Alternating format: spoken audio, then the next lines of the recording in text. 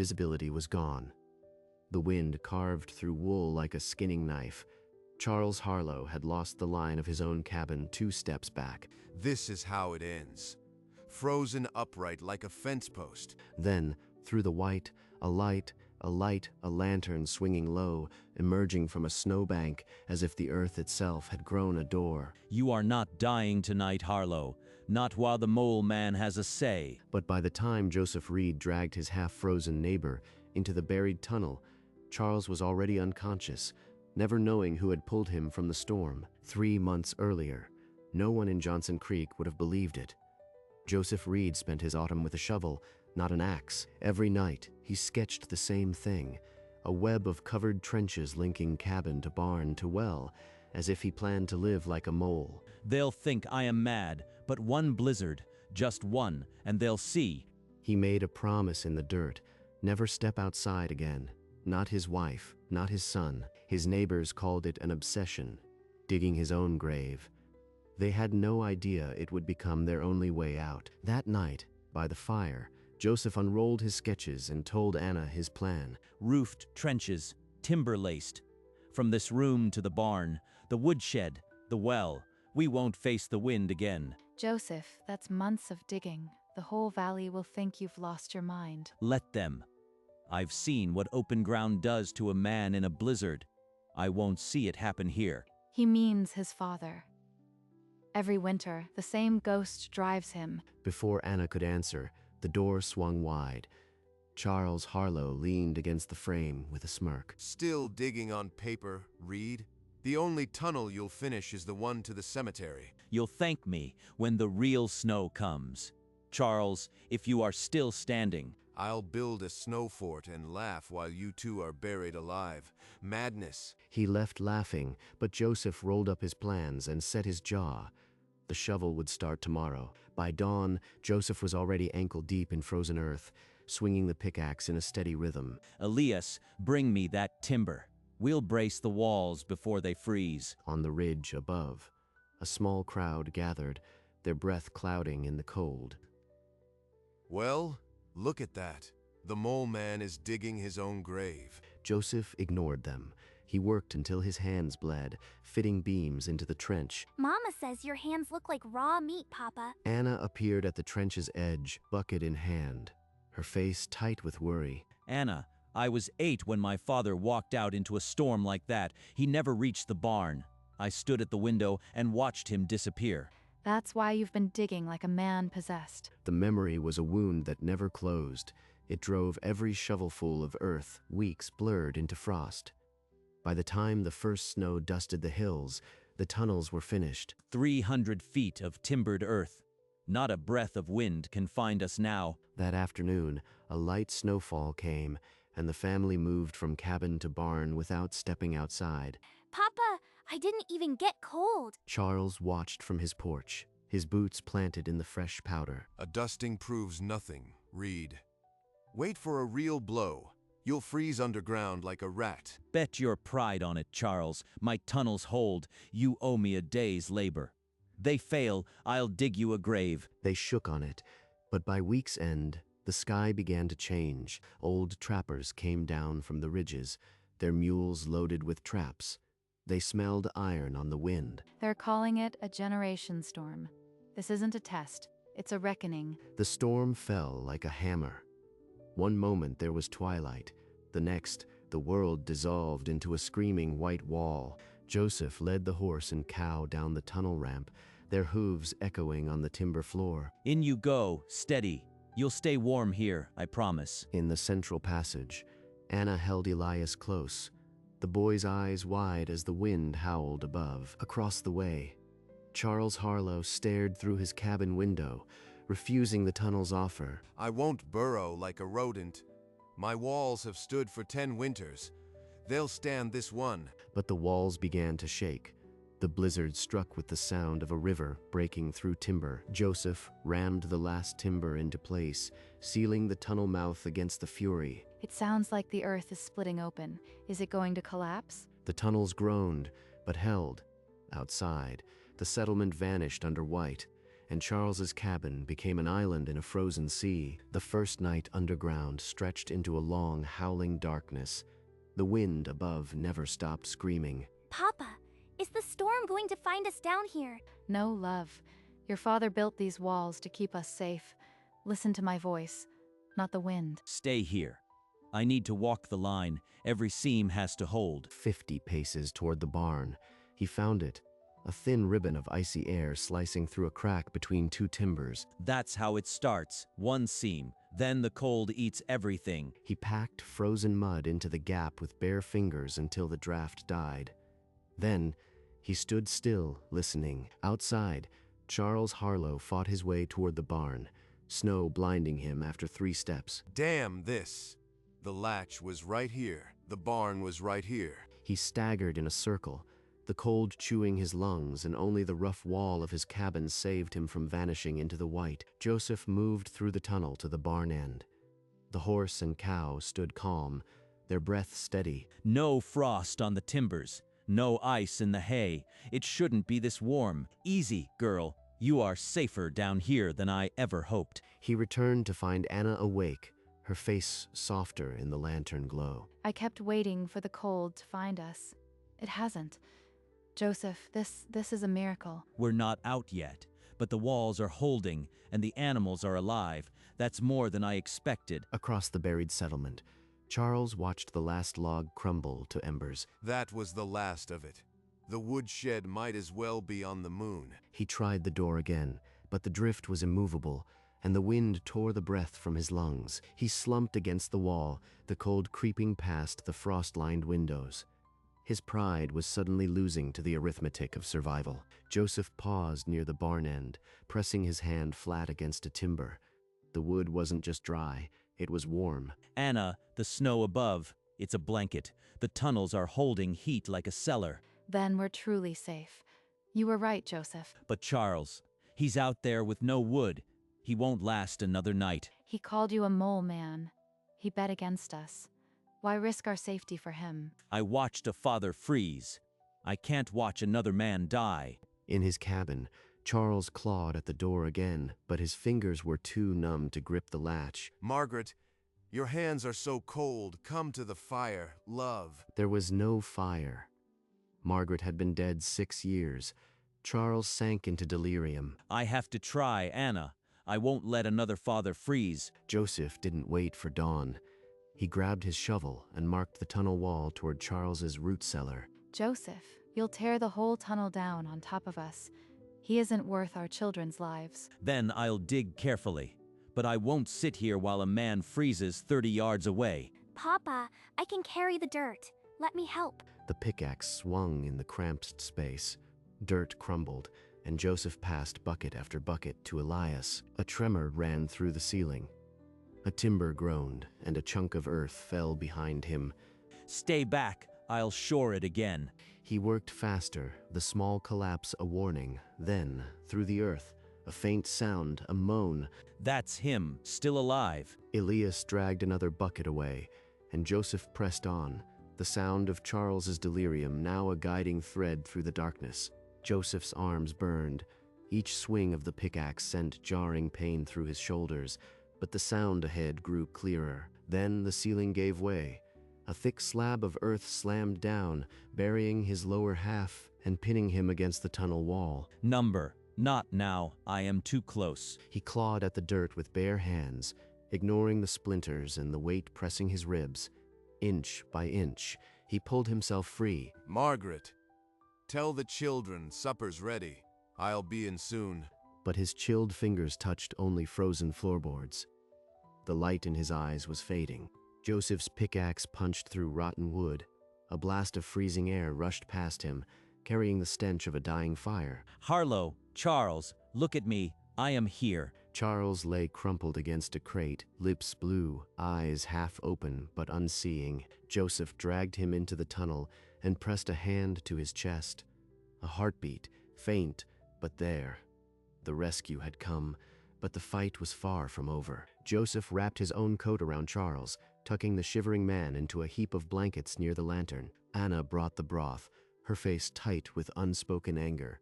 but she held the cup to Charles's lips. He's not out of the deep freeze yet, but the cold in this tunnel is different. It's not biting. The ground wasn't frozen. The timbers felt warm. The packed snow above was an insulating blanket, holding the earth's heat. This tunnel isn't just a passage, it's a shelter that stays above freezing. The snow itself is keeping us warm. The realization struck him like a physical force. The tunnels could save more than just his family. If we extend the line, we can reach the Millers, the Caldwells, everyone trapped up there. Charles stirred, his breathing deepening. The color was returning to his cheeks, but he remained unconscious. Joseph looked at the dim lantern, then at the earthen walls. He had built a sanctuary. Now he would build a network. The Mole Man's tunnels had just become the settlement's only chance. Charles's eyes fluttered open. He blinked at the timber ceiling, confused by the warmth on his skin. Reed, what have you done? You think dragging me here makes you a saint? I didn't do it for thanks, Charles. I did it because you'd have frozen. The fight drained from his face. He looked at the blankets, the lantern, the warm air that shouldn't exist. I was dying, and I mocked you. Every word. I am sorry, Joseph. That's behind us. There's a shovel with your name on it, if you can stand. I'll dig till my hands bleed. Tell me what needs doing. They shook hands in the lantern light, the weight of old contempt finally gone. Charles Harlow, the skeptic, had become the first recruit in Joseph's underground army. The Mole Man's tunnels had gained a new ally. And in the darkness, a brotherhood was forged against the storm. Joseph spread a rough map on the tunnel floor, marking the miller's root cellar. Charles leaned in, still pale but steady. 40 yards northeast. We hit their cellar. We pull the whole family through. Charles, take the left wall. I owe a debt. I'll dig until we break through. The two men worked in silence, their shovels biting into the frozen earth. Elias ferried bucket after bucket away. Papa, I've got bread for when they come through. Hours later, a cracking sound echoed. A panel of old boards fell away, and a shaft of lantern light pierced the darkness. The Millers crawled through, father, mother, and 3 children, their eyes wide with disbelief at the warm, timbered passage. You are safe now. Follow the light. My wife has soup waiting. Charles wiped his brow and watched the family disappear into the warm glow, a strange tightness in his chest. The first line of the new network was lit, and the word would spread through the tunnels. The Mole Man was now a shepherd. The digging continued, tunnels branching toward the Caldwell's smokehouse. The earth softened, then turned slick. Stop! That's not melt. It's a pocket. Charles, feel that pressure. A thin sheet of water swelled from the wall, then a gush. The floor became a muddy stream in seconds. Find a barrel. Anything. We sink it here. It'll buy us time. Charles lunged for a half-buried barrel, used for dirt hauling, while Joseph tore open a side ditch with his shovel. It's filling too fast. We're going to lose the whole branch. They drove the barrel into the mud, the water swirling into a makeshift sump. The flow slowed, then steadied. That was luck. Next time, it might be solid rock, or worse. The immediate danger passed, but the tunnel floor was now slick and treacherous. The water had found a way in. The network had survived its first test beyond the blizzard. But Joseph knew each new tunnel brought unknown ground. Within hours, word traveled through the tunnels. Families emerged from their cabins underground, bringing what little they had. Keep the left lane clear for water haulers. Food stores go to the miller's old fire pit. Joseph watched from a timber brace, his shoulders slumping. For the first time, it wasn't all on him. You haven't slept in 2 days. Even the Mole Man has to rest. I'll sleep when the last tunnel is shored, but I am glad you are wrong. They're not calling me mad anymore. In the widened junction, Elias ran with the Miller children, their laughter echoing through the passage. We've all doubted Joseph Reed, but not a single soul down here is hungry or cold. That's his doing. Joseph walked the line, checking each family's space. A woman grabbed his sleeve, tears in her eyes, but he only nodded and moved on. They look at me like I am a prophet. All I did was dig a hole straight enough to hold warmth. The tunnels were becoming a town, and Joseph its unwilling heart. His body was failing. But his will had never been stronger. The blizzard had finally spent its fury. Silence reigned, but it was a fragile thing. Then Joseph saw it. A crack splitting the main truss, dirt sifting down. The tunnel was on the verge of collapse. Charles, get everyone back. This whole section's about to come down. We need every beam we've got. Everyone who can lift, follow me. Men and women surged forward, heaving timbers onto their shoulders. The crack widened, dirt raining from above. If this brace fails, we lose the whole network. I can't let that happen, not now. Joseph grabbed a crowbar, wedging the beam into place as the ceiling groaned above. Others drove wedges, packed mud, and prayed. The crack finally stopped spreading. Exhausted, Joseph leaned against the salvaged beam. The tunnel held. For now, the community had saved itself. Joseph looked at the faces around him. His obsession had become their strength, but survival shifted to a new enemy: scarcity. The larders were scraping bottom. Every family gets the same. Weigh it, mark it, no exceptions. They queued in the dim light, passing sacks of flour and dried fish, each knot of hunger, tied by trust, a shove, a raised fist. Two men growled over a misweighed portion. You'd fight over a handful of corn while the blizzard still howls. These walls didn't hold for that. The men looked at the timber above, at the people watching. Their anger cooled into shame. He's not the mole man any of us laughed at. He's our salvation. A murmur of agreement rippled through the passage. No one argued. Joseph's quiet authority had been forged in the dark, and it held stronger than any timber. The tunnels transformed from burrows into a living town, with rules, rations, and a reluctant king. The thaw came sudden. Water dripped through the roof holes as the snow cap surrendered. By noon, the settlement's secret was unmasked, a web of sunken paths, like giant moles had carved a city. A journalist from the territorial capital rode in, pen scratching before his horse stopped. You are standing on top of a town, sir. Every soul down there owes its life to Joseph Reed. Joseph turned his back, walking the old tunnel line as if checking the seams. But the story ran faster than meltwater. Soon, every newspaper carried the headline, "The Mole Man of Johnson Creek." A legend printed in ink. The nickname he'd endured became a badge of honor, though he never asked for it. I told them everything. Joseph, how you dragged me from my grave. I just dug a tunnel. The storm did the rest. By week's end, the whole settlement gathered on the thawing green, every soul who had lived through the blizzard underground. Most of you know, I called Joseph Reed a madman. I told him he was digging his own grave. He proved me wrong with every shovelful. The mole man saved us all. The crowd erupted, not just for Charles, but for the quiet man standing beside him. Joseph stepped to the rail, his hands still calloused from the last shovel. I dug these tunnels because I watched my father walk into a white wall and never come back. I couldn't let that happen again. This town was worth digging for. Anna wiped her eyes. Elias stared up, as if seeing his father for the first time. He finally laid that ghost to rest. The mole man's name became a shout of praise on that field. The obsession that nearly broke him had built a town that would never freeze again. A town vote was held that very evening. Every hand went up. The tunnels would become permanent. You draw the lines, Joseph. I'll swing the hammer until they're set in stone. By lantern light, Joseph transformed his dirt sketches into detailed blueprints of stone and timber. This isn't a shelter anymore. It's the town's bones, every home connected, forever. The first permanent tunnel rose near the old barn, stone walls and oak trusses replacing the raw earth. Charles worked shoulder to shoulder with Joseph, his past mockery buried deeper than any drift. When the last snow melted, the full web was revealed. A network of sunken paths linking every cabin, well, and barn. It looks just like my first drawing, but now it's real. From the ridge, Joseph watched smoke curl from buried chimneys.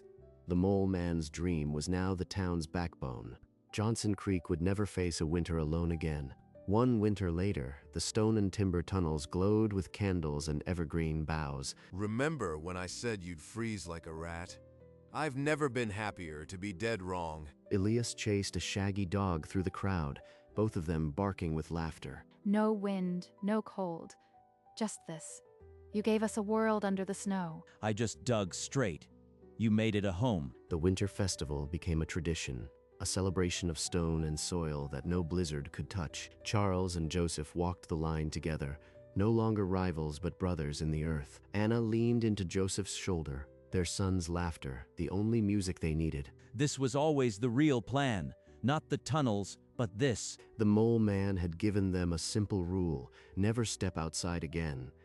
And they never would. Above, the snow fell gently on a settlement that had learned to live beneath the world. The sunken web of tunnel paths was a pale signature scratched into the white, the only trace of human hands. Smoke rose from buried roofs, each wisp a silent promise that no one inside would ever face the storm alone. From the ridge where Joseph once stood, the paths to the barn, the well, and the wood and the woodshed were barely visible, yet perfectly connected. They called him the Mole Man, but Joseph Reed didn't dig for fame. He dug so his family would never have to step outside again, and in the end, the whole town followed him underground. One man, one shovel, and a promise kept. The tunnels held, the storm broke, and under the snow, the town breathed. They never stepped outside again.